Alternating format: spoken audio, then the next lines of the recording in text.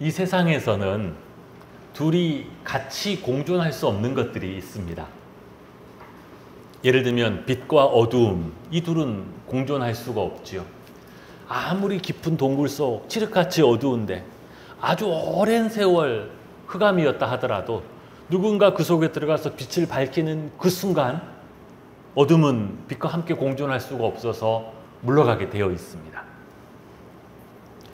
교만과 겸손도 둘이 같이 공존할 수 없는 것이라고 할 수 있고, 그 외에도 우리가 여러 가지 것들을 생각해 볼 수 있죠. 감사와 불평도 같이 공존할 수 없을 것이고, 낭비와 절약 이런 것들도 같이 공존할 수 없겠죠. 그런데 여러분, 신앙에 있어서도 이 원리를 적용해 볼 수 있습니다. 신앙에 있어서도 인간이 쌓은 공로를 의지하는 신앙과 하나님의 약속의 말씀을 붙들고 은혜를 의지하는 신앙, 이 신앙은 결코 공존할 수가 없습니다. 오늘 우리가 함께 읽은 본문에 이삭의 출생에 따른 이스마엘의 추방, 이 이야기가 바로 그 원리를 우리에게 보여준다고 할 수 있습니다. 오늘 우리가 함께 읽은 내용은 하나님이 약속하셨고, 또 아브라함이 그동안 믿음으로 기다렸던 그 아들 이삭이 출생했다는 이야기로 시작됩니다. 1절이 이렇죠. 여호와께서 말씀하신 대로 사라를 돌보셨고 여호와께서 말씀하신 대로 사라에게 행하셨으므로.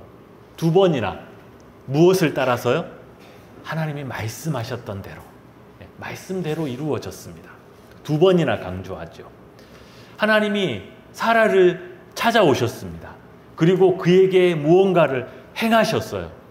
어떤 것을 행하셨을까요? 이미 죽은 사라의 몸을 하나님의 능력으로 다시 살리심으로 불가능했던 이삭이 태어날 수 있도록 하신 것입니다. 그때 아브라함이 100세였고 그의 아내 사라는 90세였습니다. 이것이 얼마나 놀라운 일이었겠습니까? 그 믿음으로 기다리다가 이 응답을 받은 아브라함은 얼마나 감격하고 또 놀랐겠습니까? 그는 그 하나님의 약속의 말씀의 응답을 온몸으로 경험하면서 하나님이 그에게 주셨던 언약의 보이는 증표로 할례를 하나님이 주셨는데 8일 만에 이삭에게도 그 할례를 행하였습니다.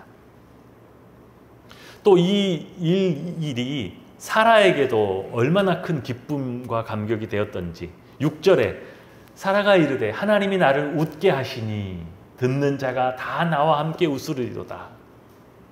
하나님이 나를 웃게 하신다고 하셨는데 사실 하나님이 사라를 웃게 하신 것은 이번이 두 번째입니다. 첫 번째 언제 나오냐면 사라가 80이 넘어가고 90을 향해 가고 있을 때 하나님이 함께 있었던 아브라함과 사라에게 찾아오셔서 아들을 주시겠다고 할 때 그때 장막 뒤에서 웃었습니다. 너무 어이가 없어서. 그 나이에 그런 이야기를 듣고 있기가 민망하기도 하고, 또 한때 예전에는 간절히 원하기는 했지만 이제는 모든 가능성이 다 사라져 버렸다는 것을 알았기에 너무 허탈해서 웃었었습니다. 그런데 그 허탈했던 그 웃음이 오늘은 진짜로 기쁨과 감격의 웃음이 되게 하셨습니다. 7절에 또 이르되 사라가 자식들을 젖먹이겠다고 누가 아브라함에게 말하였으리오마는 아브라함의 노경에 내가 아들을 낳았도다.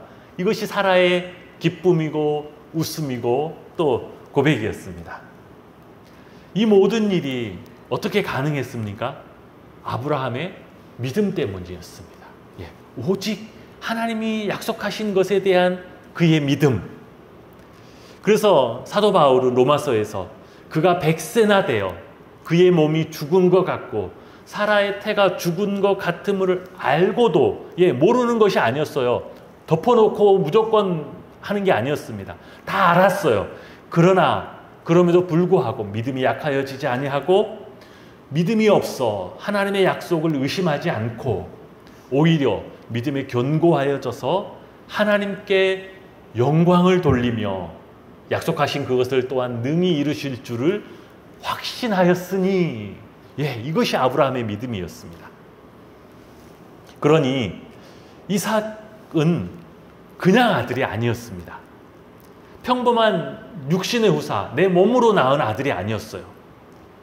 이삭은 말씀으로 낳은 아들이었고 믿음으로 낳은 아들이었고, 무엇이 이걸 가능하게 했습니까? 하나님의 능력이, 그리고 하나님이 베풀어 주시는 은혜가 이 모든 것을 가능하게 했습니다.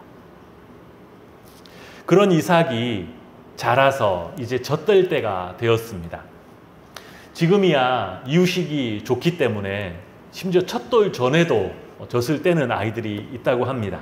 그러나 고대의 유목민 사회는 훨씬 삶의 환경뿐만 아니라 먹는 음식도 거칠었기 때문에 또 유아 사망률도 높았기 때문에 어린 아이들에게 젖을 아주 오래 먹였습니다. 최대한 오래, 보통 최소한 만 4세, 우리 나이로 하면 5살, 이때까지도 젖을 먹였다는 것이죠. 젖을 떼고 나면 그 이후로는 바로 어른들이 먹는 음식을 같이 먹었어요. 그래서 주변 사람들도 아이가 젖을 떼고 어른들이 먹는 음식을 같이 먹을 수 있게 되면 그때 이 아이가 이제는 죽지 않고 잘 자라겠구나, 그렇게 여겼고, 그래서 젖 떼는 것을 기념하여 큰 잔치를 열어주었던 것입니다. 마치 지금 우리 한국 문화에서 어떤 생일보다 첫 번째 생일, 첫 돌을 크게 잔치를 해주고 사람들을 불러 함께 기뻐하는 것과 비슷하다고 할 수 있죠. 그런데 그 좋은 잔칫날에 한 가지 사건이 있었습니다. 정확하게는 한 가지 사건이 사라의 눈의 현장에서 딱 목격이 되었어요. 오늘 9절이 사라가 본즉 아브라함의 아들 애굽 여인 하갈의 아들이 이삭을 놀리는지라. 여기서 이 놀리는지라라는 표현이 조금 애매합니다. 도대체 뭘 했다는 것이지? 같이 놀아주었다는 것인가? 여종 하갈을 통해서 태어났고 이제는 벌써 대략 한 13살 정도 되어 있는 이스마엘이 어린 이삭을 괴롭히고 있는 장면을 엄마가 현장에서 딱 목격을 한 것입니다. 이 놀리는지라, 이것은 그냥 놀았다라는 표현이 아니에요. 사실 이전 우리 개역 성경에는 이삭을 희롱하는지라 이렇게 조금 표현되어 있습니다. 희롱, 이건 또 무슨 말인가? 다른 성경에는 이삭을 조롱하고 있었다 이렇게 비유하기도 하는데요. 이 단어는 히브리어의 메사학이라는 한 단어인데 조롱과 멸시의 의미를 담고 있을 뿐만 아니라 여기에 추가되는 한 가지 뉘앙스가 더 있습니다. 창세기 39장에 보면 보디발의 아내가 요셉을 유혹하려고 동침하려고 하죠. 그런데 그때 요셉이 그 모든 것을 뿌리치고 도망을 가버립니다. 그랬더니 그 여인이 더 분노하는 마음에 기다렸다가 자기 남편이 오자 요셉을 억울하게 고소합니다. 그때 하는 말이 이것입니다. 당신이 우리에게 데려온 저 히브리 종이 나를 희롱하려고 했다. 이 단어가 똑같은 단어예요. 보디발의 아내가 여기서 쓰는 희롱이라는 단어는 성적인 의미를 분명히 품고 있습니다. 그러니까 이 메사학이라는 이스마엘이 이삭을 놀렸다라는 이 단어 안에는 괴롭히고 학대하는데 성추행의 의미가 함께 포함된, 즉 아주 질이 나쁜 괴롭힘의 의미를 가지고 있습니다. 그냥 좀 이렇게 사춘기 방황하는 거 말고 아주 삐뚤어지게 질이 나쁘게 탈선을 하는 아이들이 있죠. 그런 아이들의 괴롭힘, 딱 이런 의미라고 할 수 있습니다. 그동안에는 어른들의 눈에 띄지 않을 때마다 몰래 해왔던 그 이스마엘의 행동이 그날 딱 사라의 눈에 현장에서 딱 잡힌 것입니다. 그러면서 동시에 사라가 아마 이렇게 깨달았을 것입니다. 왜 그동안 이삭이 그동안 그 어린아이가 그 얼굴에 기쁨이 없고 항상 침울했었는지, 왜 잘 놀다가도 이스마엘이 눈에 보이면 그렇게 놀라고 그렇게 어디론가 피하고 숨으려고 했었던 건지, 그 모든 상황들이 딱 이해가 된 것이죠. 이런 일들이 지금만 있던 것이 아니라 늘상 있어 왔던 일이구나.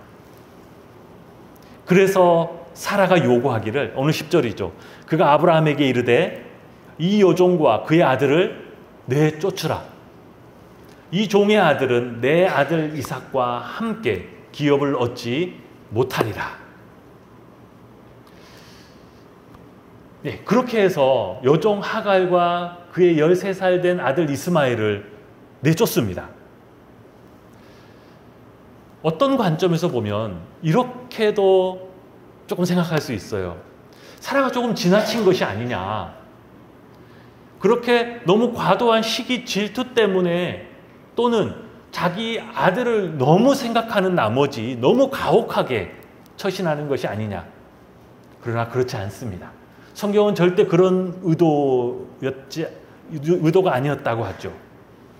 우리는 아브라함과 더불어 사라 역시 하나님의 사람이라는 것을 기억할 필요가 있습니다.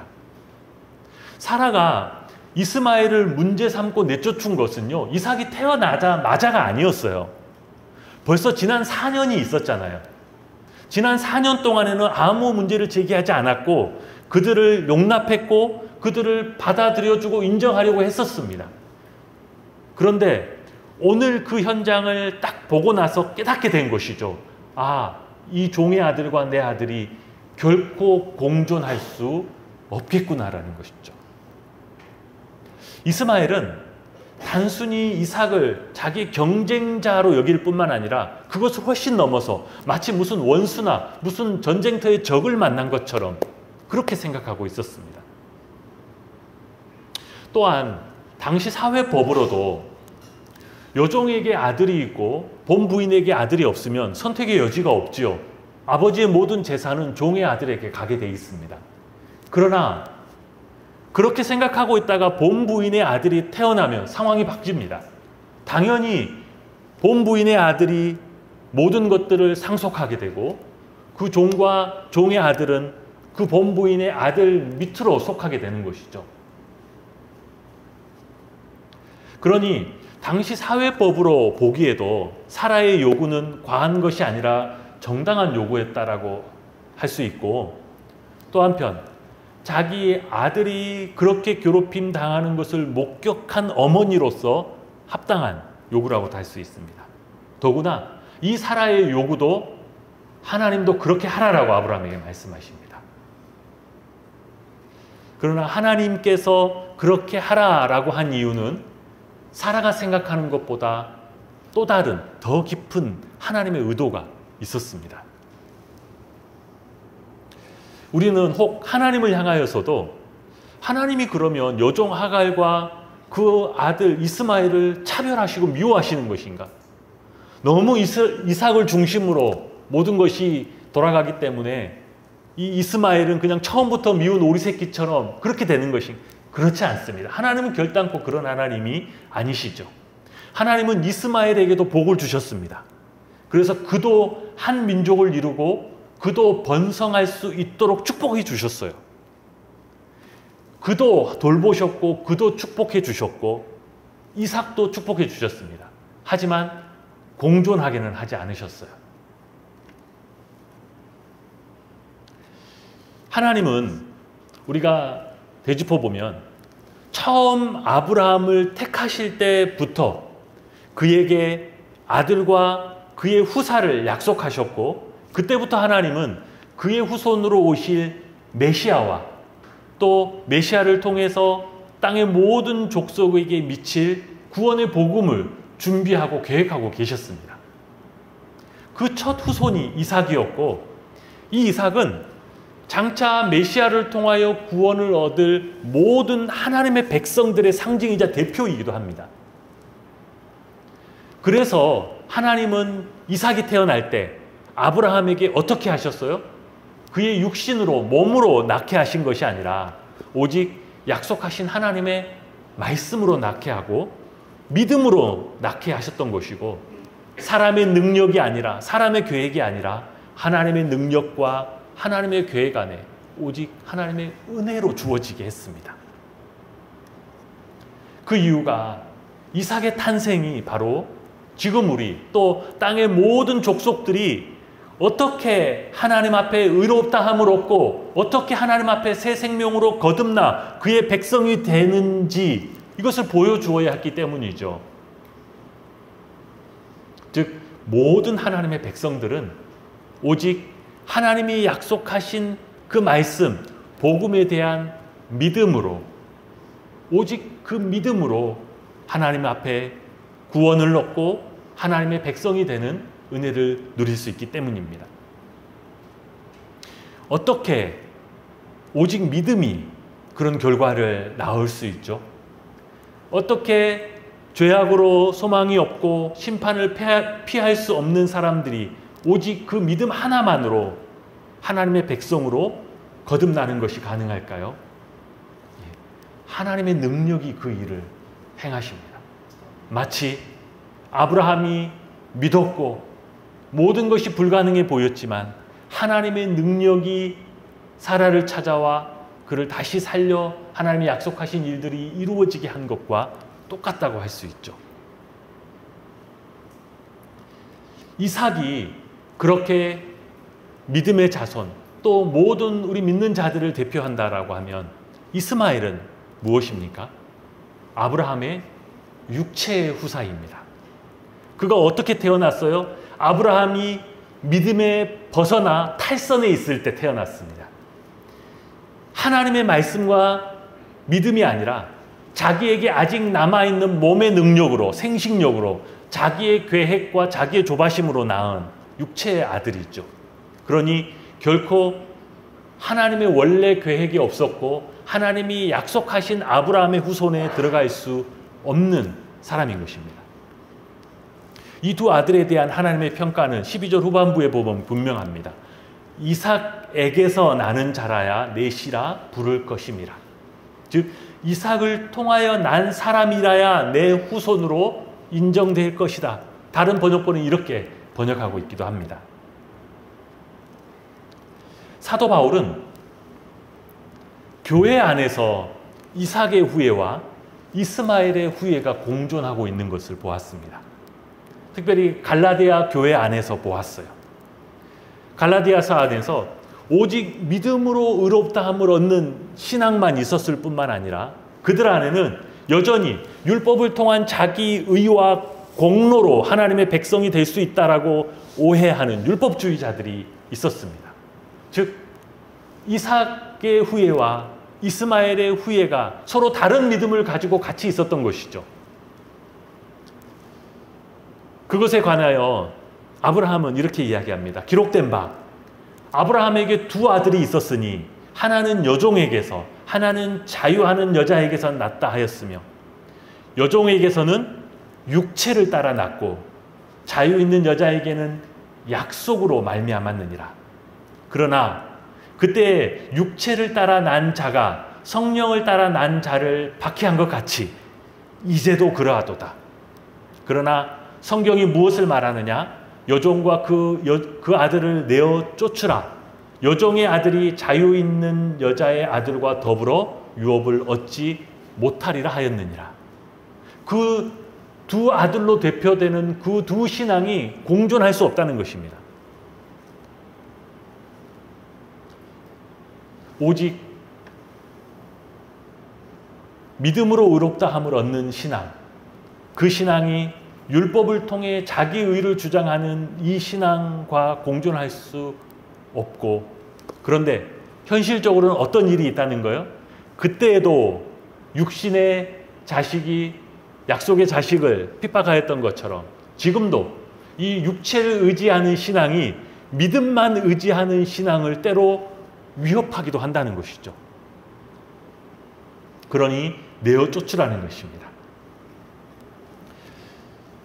교회 안에도 갈라디아 교회처럼 이 아들의 신앙이 아니라 종의 신앙으로 신앙생활하는 사람이 아직 있을 수 있고, 또 때로는요, 심지어 우리 안에도 이전에 종의 신앙으로 섬겼던 그 흔적, 그 잔재가 아직 남아있을 수 있습니다. 때로는 은혜로 믿음으로 잘 시작한 일도 어느 순간 나의 연약함과 유혹으로 이 육체의 신앙으로 열매 맺고 넘어가 버리기도 합니다.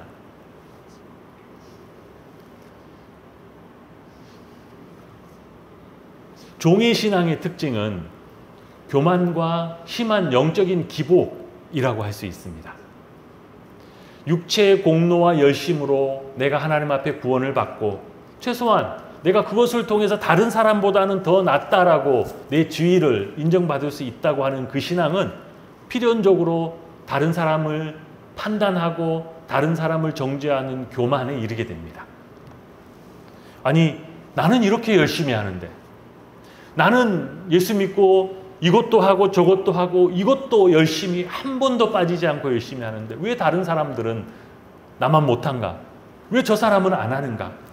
아니, 저렇게 해서 어떻게 하나님의 구원받은 하나님의 백성이라고 하겠는가? 이런 비교와 판단과 정죄가 끊이지 않게 되죠. 이런 유혹, 또 때로 이렇게 잘못된 길로 가는 것은 신앙의 연수가 기냐 짧으냐와도 아무 상관이 없습니다. 예전에 어떤 분이 나는 신앙생활을 시작한 이후로 지난 30년 동안 한 번도 주일 예배를 안 빠졌다. 정말 잘하신 것이죠. 정말 귀한 것입니다.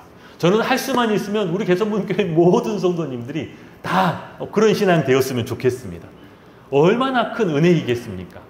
그분도 처음에는 구원의 감격과 또 하나님을 사랑하고 섬기는 그 믿음으로 시작했어요.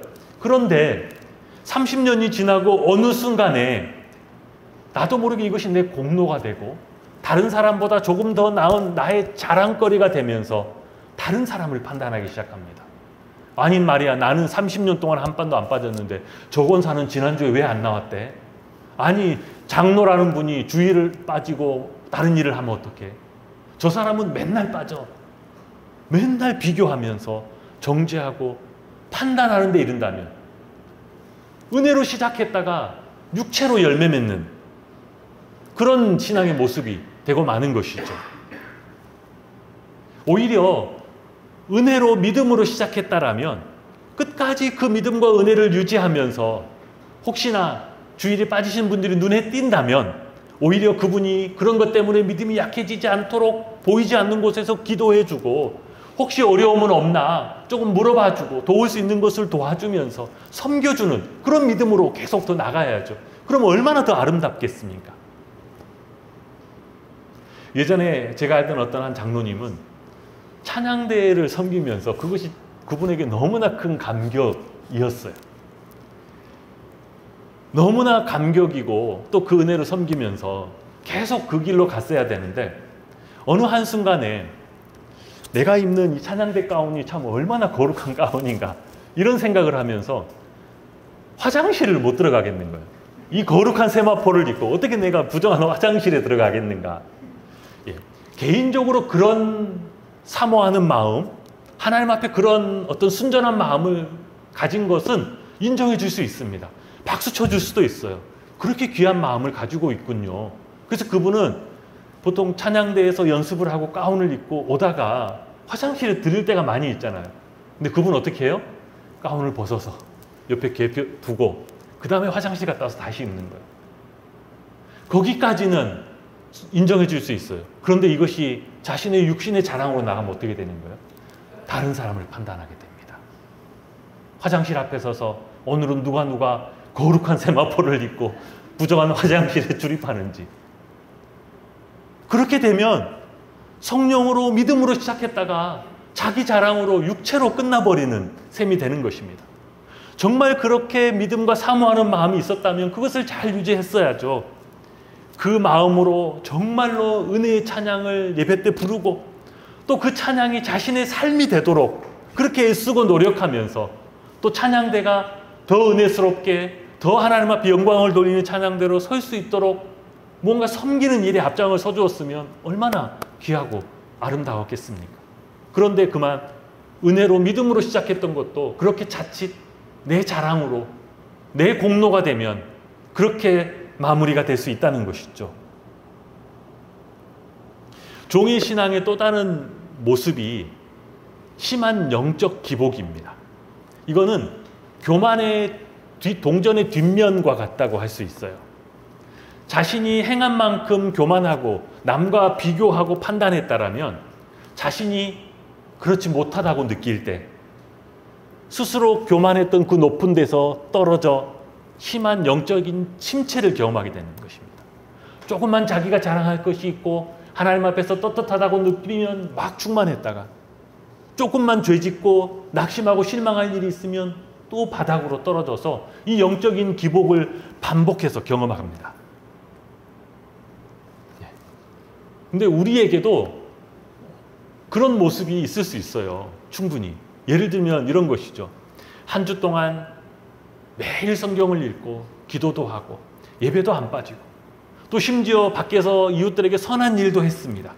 그러면 하나님 앞에 올 때 막 이 어깨에 막 뽕이 들어가는 것처럼 막 목소리도 할렐루야 하면서 기도도 얼마나 잘 되는지 몰라요. 내가 막 부르짖어 기도하면 하나님이 다 들으시고 응답하는 것 같아요.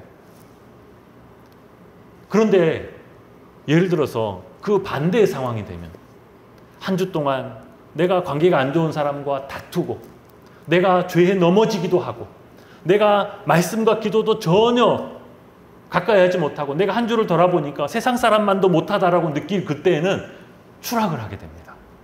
하나님 앞에 예배자로 나오지를 못해요. 입을 열어 기도하지를 못합니다. 심지어 내가 벌을 받을까 봐 두려운 거예요. 하나님은 어제나 오늘이나 영원토록 동일하시고 영원토록 우리를 긍휼히 여기시고 우리를 구원하신 우리 아버지 되셔서 우리와 함께하고 계신데 나는 내 자랑할 것이 있느냐 없느냐에 따라서 높낮이를 반복하면서 하나님의 뜻과 무관하게 이 영적인 기복을 경험하고 있는 것이지요. 심지어 자신의 삶이 엉망이면 목사님 그래도 제가 체면이 있지 어떻게 이렇게 하나님 앞에 나갈 수 있겠습니까? 제가 한 2주 동안 자숙하고 하나님 앞에 내가 좀 준비가 되면 하나님이 받으실 만하면 그때 나가겠습니다. 뭔가를 오해하고 있는 것입니다. 우리는 단 한 번도 하나님이 받으실 만한 상태로 하나님 앞에 나가본 적이 없는 사람들이에요.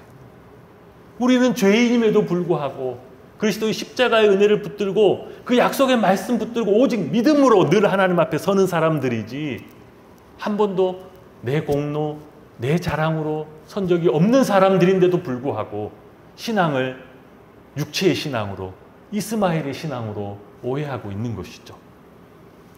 우리의 신앙은 처음부터 내가 죄인임을 깨닫고 하나님 앞에 엎드려지는 것으로 시작했습니다.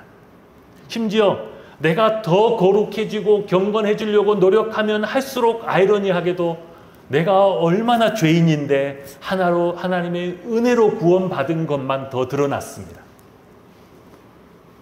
그래서 오직 이 큰 은혜를 베풀어 주신 하나님께만 모든 영광을 돌리고 우리의 죄를 대속해 주신 그 예수 그리스도를 내 삶의 주님으로 고백하면서 내 신앙의 모든 과정이 무슨 과정이에요? 그 주님을 닮아가는 과정입니다. 오늘 하나님께서 아브라함에게 이스마엘을 쫓아내라고 하신 것처럼 우리 안에 남아있는 모든 종의 신앙, 육신의 신앙을 다 제거하고 몰아내고 이 아들의 신앙으로 오직 하나님의 은혜를 붙들고 서는 이 믿음의 신앙으로 견고히 설 수 있는 참 아브라함의 후손, 두려움 없이 하나님을 아버지로 부르고 섬기는 하나님의 자녀들 다 될 수 있기를 주님의 이름으로 축복합니다.